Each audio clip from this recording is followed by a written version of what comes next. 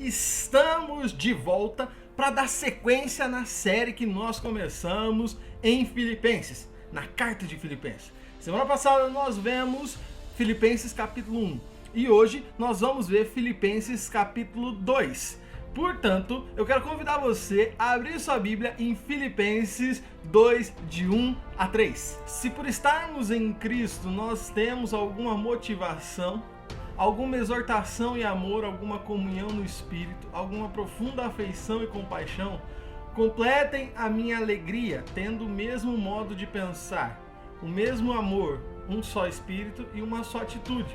Nada façam por ambição egoísta ou por vaidade, mas humildemente considere os outros superiores a si mesmo. Cada um cuide não somente dos seus interesses, mas também dos interesses dos outros.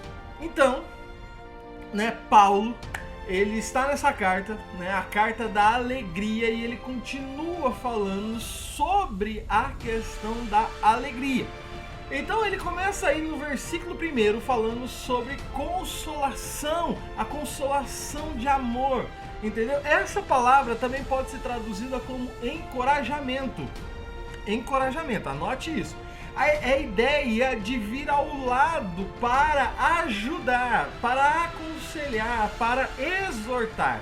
A consolação de amor, o encorajamento de amor, carrega a ideia de como se fosse o Senhor sussurrando palavras gentis ao ouvido do cristão, ao seu ouvido, ao meu ouvido. Isso serve como um encorajamento de Deus para nós. A consolação de amor é aquele momento que nós temos dificuldades, é aquele momento que, que nós precisamos como que de um colo. Essa é a ideia, o encorajamento de amor do Senhor para as nossas vidas. Então Paulo ele já começa falando desse sentido. Então, se alguma consolação de amor do Senhor para conosco, se nós temos alguma comunhão no Espírito, isso se refere à participação da vida eterna. Isso que acontece é que a participação para todos os salvos, aquilo que todos os salvos têm em comum, E aí o que acontece? Ele está falando sobre isso, pois a comunhão do Espírito ela é particular daqueles que receberam o Espírito, os salvos. Somente aqueles que receberam o Espírito Santo de Deus podem partilhar dessa comunhão. E esses possuem afetos e misericórdias. Porque veja, se nós como filhos de Deus, nós como cristãos recebemos de Deus o Espírito dele, o mesmo Espírito que está sobre eles, que está sobre nós, está sobre o nosso irmão, está sobre o nosso vizinho, está sobre até mesmo aquela pessoa que muitas vezes nós não gostamos, desde que ela ou nós mesmos fomos realmente alcançados por Cristo. Então o que acontece? O mesmo Espírito que está lá é o mesmo Espírito que está aqui. Ou seja, a misericórdia do Senhor se manifesta lá e se manifesta aqui. Tanto aquela pessoa que nós podemos vir a não gostar, ela tem o mesmo Espírito e ela também, o preço de salvação foi pago por ela também, assim como nós. Então, já que o mesmo Espírito há sobre essas pessoas, nós precisamos ter a mesma misericórdia de Deus sobre a vida das pessoas. E isso falando sobre quem nós não gostamos. Mas também isso se atinge as pessoas que muitas vezes nos magoam. Porque nós magoamos ao Senhor todos os dias com nossos pecados. Mas nós precisamos também liberar perdão, assim como Ele nos perdoou. Isso é muito importante, Então, Deus estendeu o seu profundo amor a todo crente. E se todo crente, todo cristão, ele tem isso naturalmente deve gerar união. O que Paulo está dizendo aqui agora é que ele tem a alegria que os irmãos estejam unidos.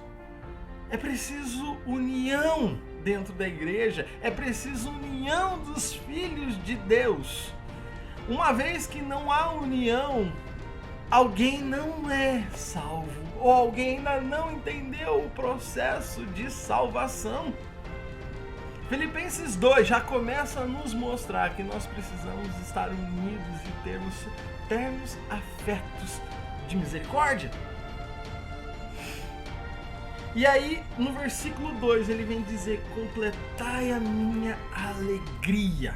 Completai a minha alegria. A alegria de Paulo estava ligada à preocupação com a unidade dos cristãos. Por isso, cristãos é colocado a eles um imperativo. Paulo ele diz: pensai a mesma coisa, tenha o mesmo amor, o mesmo sentimento. É necessário que cada cristão ele tenha o mesmo pensamento do outro. O mesmo pensamento. É preciso amar o outro da mesma forma com que se foi amado, a mesma forma com que Cristo se entregou. É necessário isso, pois assim teremos união, assim teremos unidade, e assim teremos o mesmo objetivo, pois todos os cristãos foram salvos pelo mesmo amor, o amor sacrificial que se fez entregue. E aí o que acontece? Quando nós entendemos isso, que nós estamos debaixo do mesmo amor, o mesmo preço que foi pago, o mesmo Deus que atua dessa forma, o mesmo Espírito que está sobre nós, não tem como termos objetivos diferentes. O Catecismo de Westminster vem a dizer que o propósito, ou melhor, o objetivo do homem último e principal é glorificar a Deus em todas as coisas. E mais, e ter prazer nele. É missão nossa. É o propósito, é o objetivo. Agora, não tem como o nosso objetivo estar atrelado a Deus, sendo que nós destruímos os nossos irmãos, sendo que nós odiamos os nossos semelhantes. Não, isso não faz parte do objetivo. Versículo 3, ele fala sobre partidarismo. O foco é mostrar que as atitudes do cristão não devem ser com base em ambição egoísta. Ou seja, nada que leve à rivalidade e à presunção. A relação do cristão deve ser...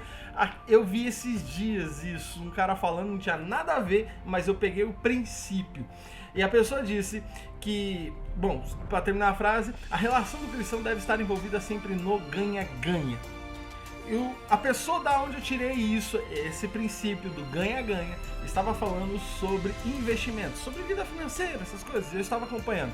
E aí ele disse que tem 3 tipos de relações. A relação perde-ganha, e aí ninguém, acredito que deva se interessar por isso, porque na relação perde-ganha, você perde, a outra pessoa ganha. Ninguém é besta de fazer isso, né? E o perder não espiritualize isso, tá? É perder de perda mesmo, seja perda financeira, seja perda de... Enfim, sair no prejuízo, tá? Essa é a ideia. Então essa não interessa. A relação ganhar-perder, ou seja, onde a pessoa ganha e onde você mesmo ganha e a outra pessoa perde, também não é interessante. Isso é desonesto.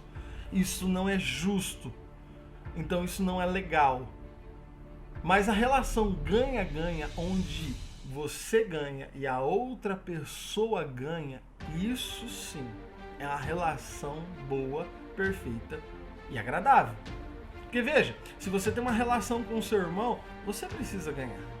Você ganha em crescimento espiritual, você ganha em amor, você você abre barreiras. E a outra pessoa a mesma coisa. Então a relação dos cristãos tem que ser na base do ganha-ganha. Todos têm que ganhar. E todos ganham quando estão em unidade. E não simples, e aqui eu não estou falando de um ganhar egoísta, de um ganhar ambicioso para se dar muito bem.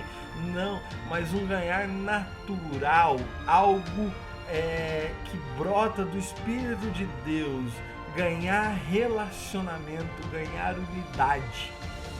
Então, passando esse texto, né, de 5 a 11, eu quero ler com você o versículo 12 a 18. Então vamos lá, 12 a 18. Assim, meus amados, como sempre vocês obedeceram, não apenas em minha presença, porém muito mais agora na minha ausência, ponham em ação a salvação de vocês com temor e tremor. Pois é Deus quem efetua em vocês tanto querer quanto realizar, de acordo com a boa vontade dele.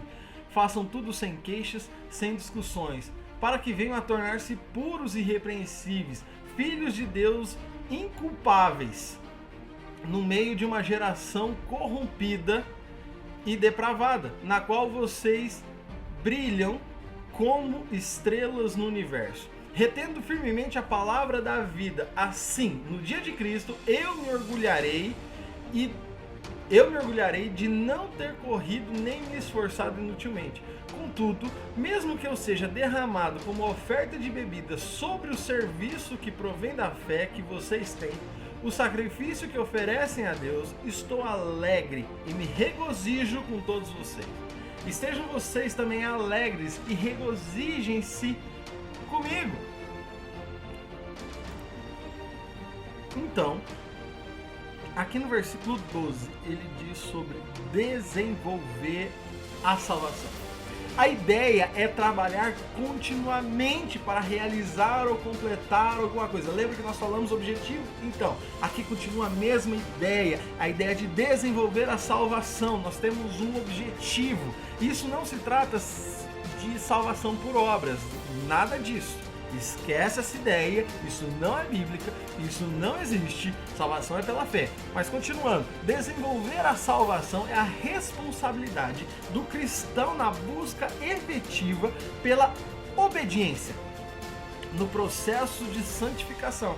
Ou seja, a salvação nós recebemos de Deus, só que a santificação ela é um processo diário, e aí é onde nós desenvolvemos, é onde nós mostramos ao mundo, às pessoas, a nós mesmos, se aquilo que aconteceu em nosso coração é realmente verdadeiro ou falso. Entende? Então, a vida da qual nós vivemos aqui na Terra reflete diretamente sobre aonde passaremos a eternidade. Se fomos salvos de fato ou se somos somente impostores, né? Usando o termo de um livro bastante conhecido. No mesmo versículo 12, ele fala sobre temor e tremor, né? É uma atitude da qual os cristãos devem buscar a santificação. E envolve um temor saudável. Envolve esse temor saudável, um cuidado para não ofender a Deus. E uma admiração e um respeito por Ele. Não aquele negócio religioso como se Deus fosse um castigador, um megero da qual ele só está pronto a castigar. Não, isso não tem nada a ver. Mas o temor é um profundo respeito a Deus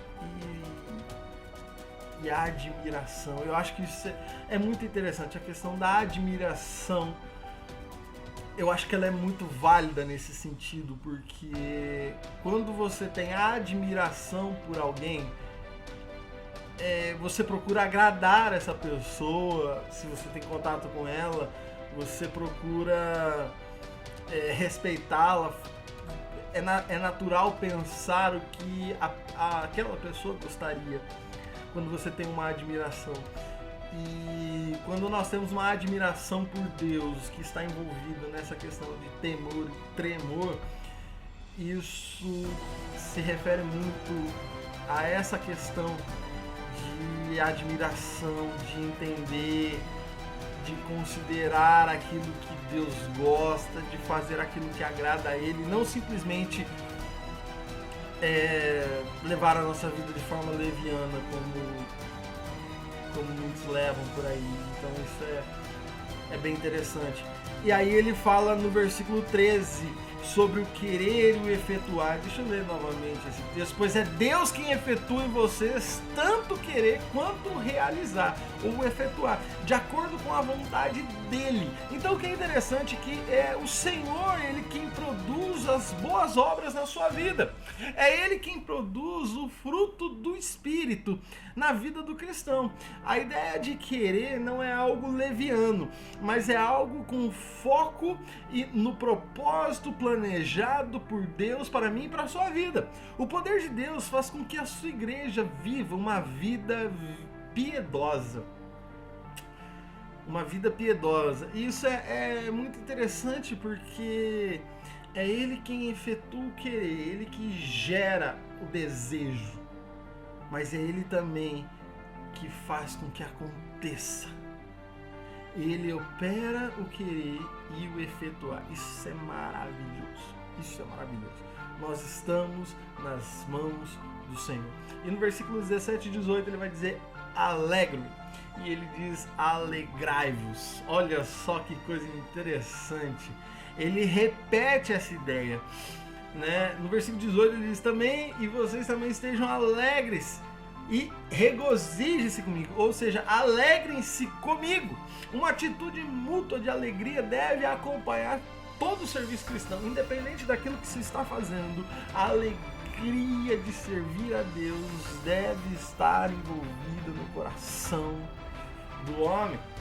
É interessante que Paulo sempre relaciona a morte ou o sacrifício, pois o paradoxo de viver é Cristo e morrer é lucro é sempre impresso na ideia de Paulo. O que ele está falando aqui é que ele começa o versículo 17: contudo, mesmo que eu seja derramado como oferta, né, que eu estou alegre e me alegro com vocês. O que Paulo está mostrando aqui, que ainda que ele tenha que morrer, ele está alegre por servir a Cristo. E essa alegria que está nele deve estar em nós também. Meu querido, Deus abençoe a sua vida. Hoje foi Filipenses 2, semana que vem Filipenses 3.